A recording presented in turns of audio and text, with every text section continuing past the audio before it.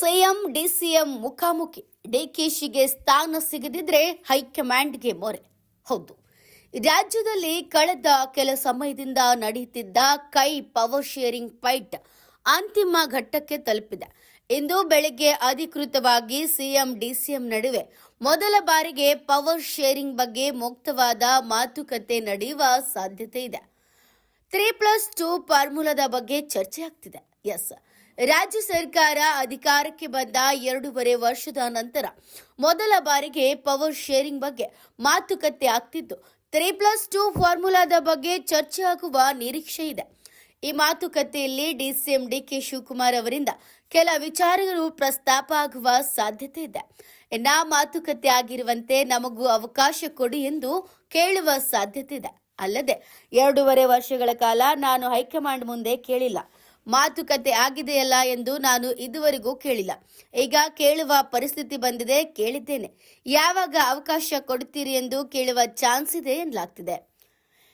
DK Shivakumar ಅವರು ಸಿದ್ದರಾಮಯ್ಯ ಅವರಿಗೆ ಅಧಿಕಾರ ಹಂಚಿಕೆಯ ಬಗ್ಗೆ ಮಾತುಕತೆ ಬಗ್ಗೆ ನೆನಪು ಮಾಡಿಕೊಡುವ ಸಾಧ್ಯತೆ ಇದೆ. ಮಲ್ಲಿಕಾರ್ಜುನ್ ಖರ್ಗೆ, ಕೆಸಿ ವೇಣುಗೋಪಾಲ್, ಸುರ್ಜೇವಾಲ್ ಸಮ್ಮುಖದಲ್ಲಿ ಮಾತುಕತೆಯಾಗಿದೆ. ಆ ಸಮಯದಲ್ಲಿ ನಾನು ನೀವು ಇಬ್ಬರು ಇದ್ದೆವು ಎಂದು ನೆನಪು ಮಾಡುವ ಸಾಧ್ಯತೆ ಇದೆ. ಆದರೆ ಈ ವಿಚಾರವಾಗಿ ಸಿಎಂ ಸಿದ್ದರಾಮಯ್ಯ ನಿಲುವು ಏನಿರಬಹುದು ಎನ್ನುವುದು ಸದ್ಯಕ್ಕೆ ಭಾರಿ ಕುತೂಹಲವನ್ನ ಮೂಡಿಸಿದೆ. ಈ ವಿಚಾರವಾಗಿ ಸಿಎಂ ಸಿದ್ದರಾಮಯ್ಯ ಅವರು ಅಧಿಕಾರ ಹಂಚಿಕೆ ಬಗ್ಗೆ ಮಾತುಕತೆ ನಡೆದಿಲ್ಲ ಎನ್ನುವ ಸಾಧ್ಯತೆ ಇದೆ ಎನ್ನಲಾಗ್ತಿದೆ. ಅಲ್ಲದೆ ಜನವರಿಯಲ್ಲಿ ದೇವರಾಜ್ ಅರಸು ದಾಖಲೆ ಮುರಿಯಲಿದೆ. ಕೆಲ ನಾಯಕರು ರಾಜ್ಯಕ್ಕೆ ಬಂದು ಚರ್ಚೆ ಮಾಡಿದ ನಂತರ ನಾವು ಹೈಕಮಾಂಡ್ ಜೊತೆಗೆ ಮಾತನಾಡ್ತೇವೆ ಅಂತ ಹೇಳಿದ್ದಾರೆ. ಆದರೆ ರಾಹುಲ್ ಗಾಂಧಿ ಅವರ ಮುಂದೆ ಈ ವಿಚಾರವಾಗಿ ಯಾವುದೇ ಪವರ್ ಶೇರಿಂಗ್ ವಿಚಾರದ ಮಾತುಕತೆ ಆಗಿಲ್ಲ. ಹಾಗೆ ರಾಹುಲ್ ಗಾಂಧಿ ಅವರ ಬಳಿಯೇ ಹೇಳಿಸಿ ಎಂದು ಸಿದ್ದರಾಮಯ್ಯ ಹೇಳಿದ್ದಾರೆ ಎನ್ನುವ ಗುಸುಗುಸು ರಾಜಕೀಯ ವಲಯದಲ್ಲಿ ಕೇಳಿಬರ್ತಿದೆ. ಇಂದು ಇಬ್ಬರ ಮಾತುಕತೆಯಿಂದ ಸಮಸ್ಯೆ ಬಗೆಹರದೇ ಇದ್ದರೆ ದೆಹಲಿಯಲ್ಲಿ ಸಂಧಾನ ಮಾಡಲಾಗ್ತದೆ.